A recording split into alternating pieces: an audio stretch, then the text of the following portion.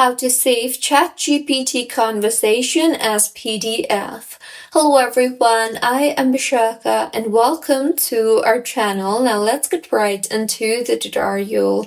Firstly, go ahead and open ChatGPT on your device and make sure that ChatGPT does not actually allow you to save the conversation as PDF. However, there is a workaround. So go ahead and highlight the portion of the chat that you want to save as PDF.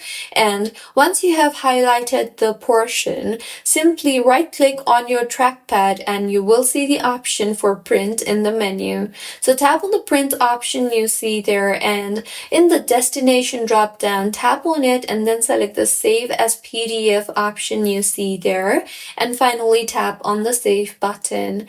In another pop-up that appears, go ahead and select the destination for where you want your PDF to be saved and then tap on the save option. And with this, as you can see, the PDF has been saved in my desktop since I chose the location as my desktop. So this was about how you can save ChatGPT conversation as PDF. If you find this tutorial helpful, please like the video and do comment if you have any queries.